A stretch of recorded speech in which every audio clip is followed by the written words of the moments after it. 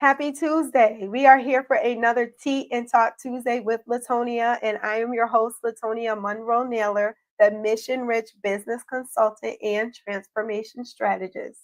And on this week, my mug says, "Don't worry, be happy." Yes, and what's ironic? Maybe not ironic. I mean, I grabbed the mug. I didn't realize what the mug was going to say.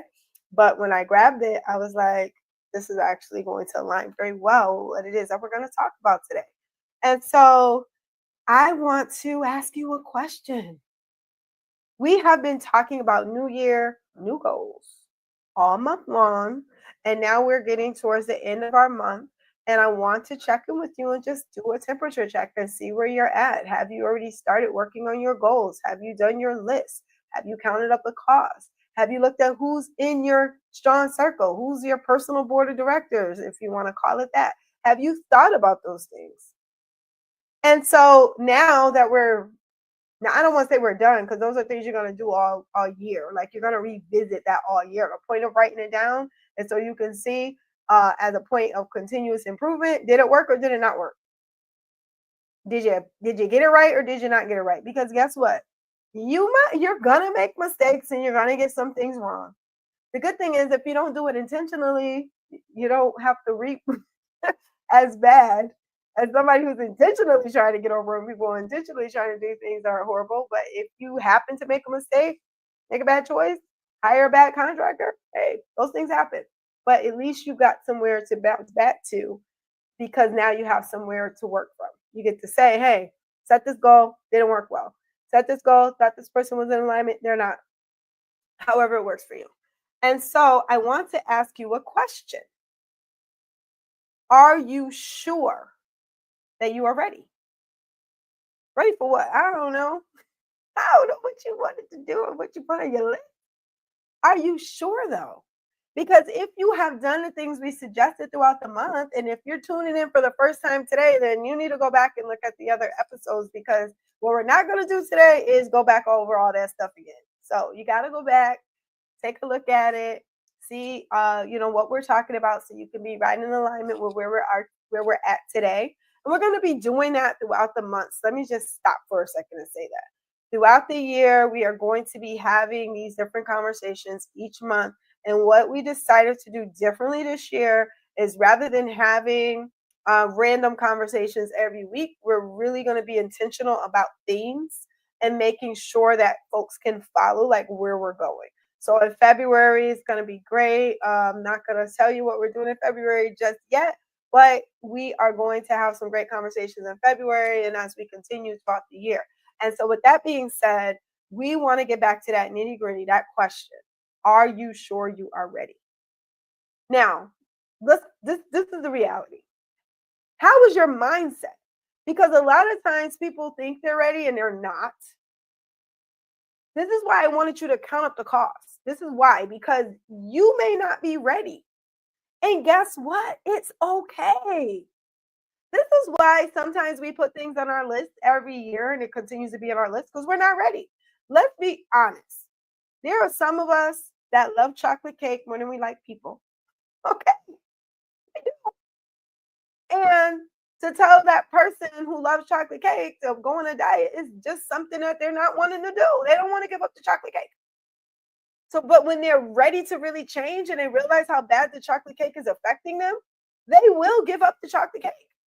Or maybe they don't give up the entire cake. Maybe they say, I'm just going to give up, and I'll just eat a slice once a week or once a month or whatever. I'll treat myself after I've done all my exercise up for the week and I'll have me a slice, right? Maybe that's how they do it moving forward when they're ready. But until they're ready, you can talk to your blue in the face and that is not going to change their circumstances. Sometimes people have to hit a place called rock bottom. Rock bottom looks very different for everybody. For me, my rock bottom was when I was working at an organization and the president of the organization wouldn't look at me, saw right through me, would walk past me and not speak. When people were throwing their work on me and expecting me to get it done but didn't want to give me a raise.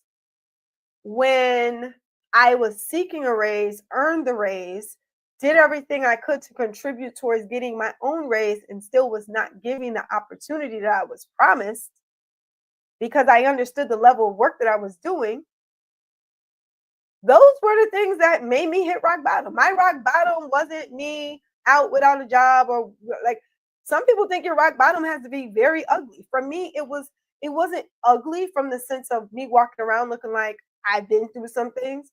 It was ugly from the sense of enough was enough. I had gotten to a place where I valued myself. I valued the talent that I had, the credentials that I had, the experience that I brought to the table, and the accomplishments that I made.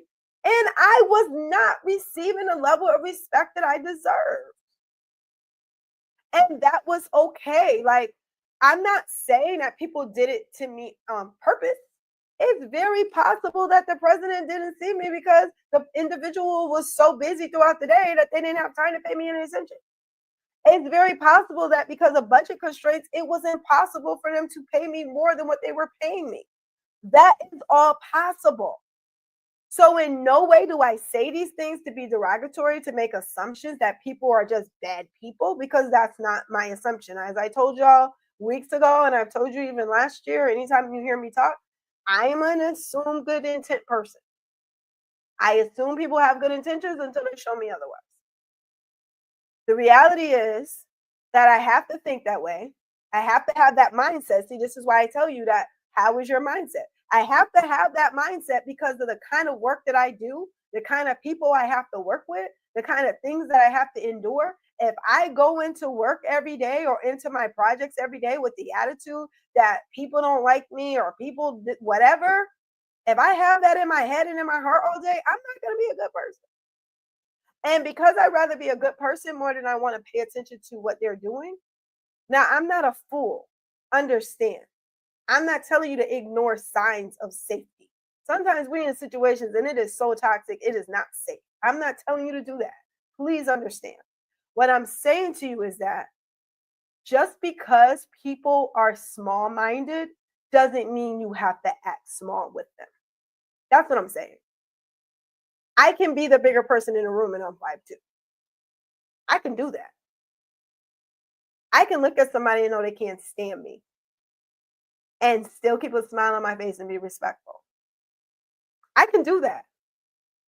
Everybody can't do that. But I have to do that because there's work that I have to do and the mission is more important than me. And when we get to the place where the mission and we understand that and our mindset is, look, the people that I serve, the people that I need to make sure I have services, I have food, I have whatever it is that my organization does is more important to me, that they have what they need than for me to have a big ego and for me to say what I need to say in this moment.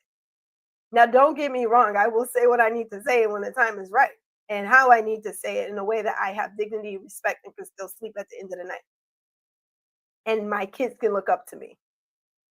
But the reality is for me, back to what I was saying earlier, that was my rock bottom. And so when you hit a place where you start to realize where God really shows you who you are, that he will allow you to be in places that are very uncomfortable for you to get to a place where you need to be.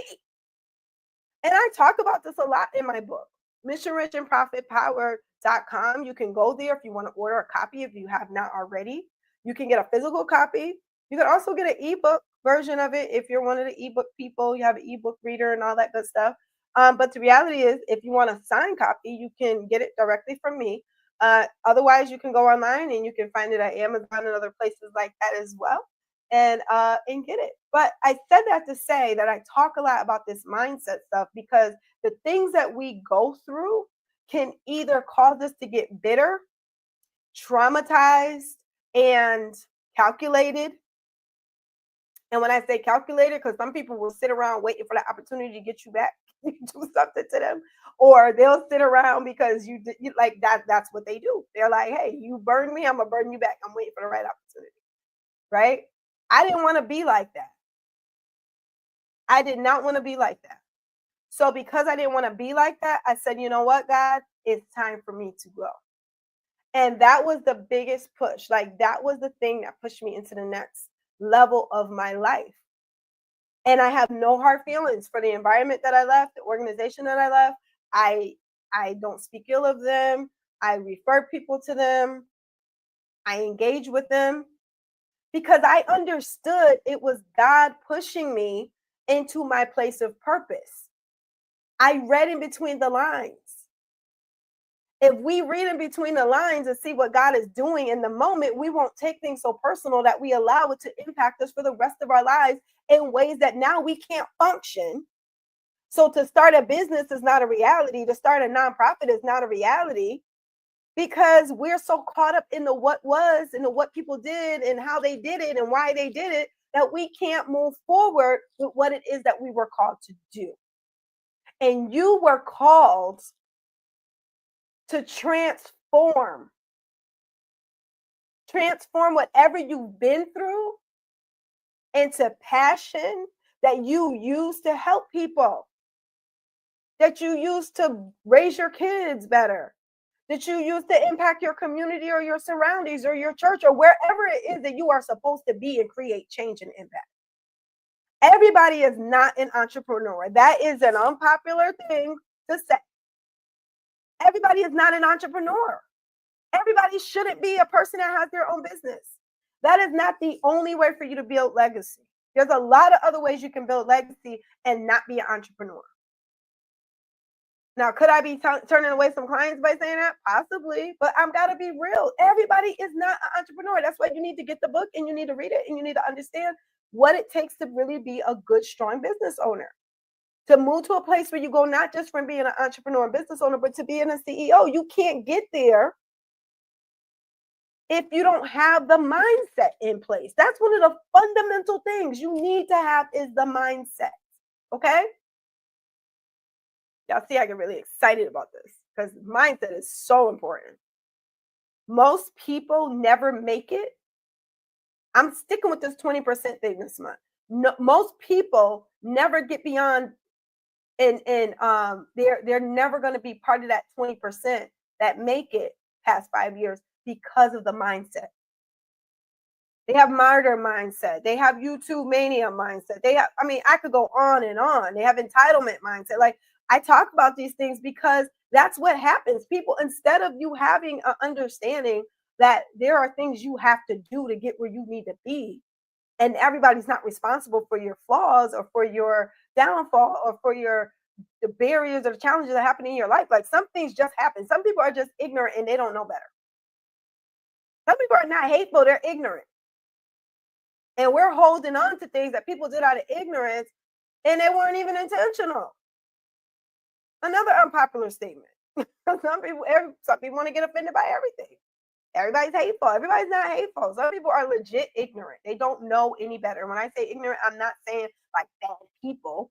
Some people are great in 95% of their areas of their life, and the 5% they're not. They're just not. They're just not. 5% of their character. Everybody has character flaws, and unfortunately, the 5% that they have are the ones that are very vexing. Okay? That's the way it can be. But I'm telling you this because I don't want you to let your mindset prevent you from tapping into your activatable passion. Your activatable passion is something that people can't take away from you. It drives you, it moves you, it stirs you, it makes you move forward when everything wants to tell you to slow down or move backwards. It pushes you. It keeps you up at night, wakes you up early in the morning. That is why some people will never give up the cake. They'll never give up the chocolate cake because the activatable passion hasn't kicked in.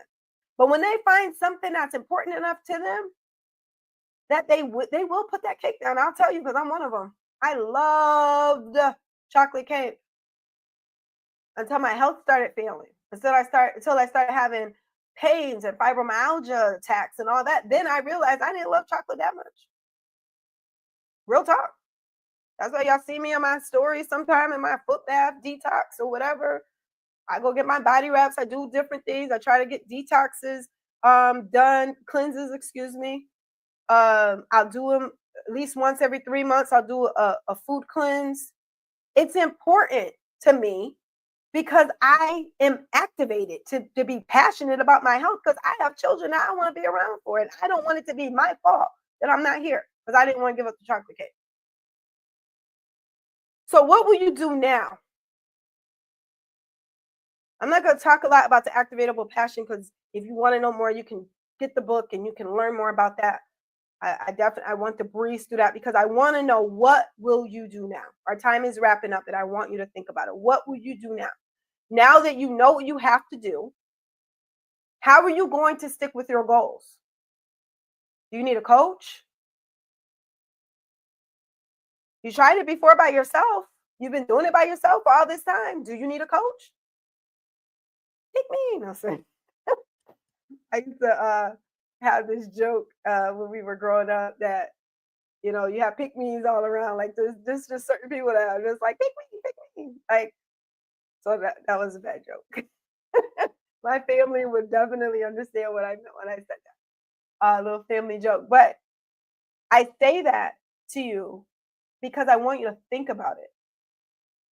Why is it that you haven't achieved the goals that you tried? I asked you at the beginning of the month, how long have you been starting your business? Starting.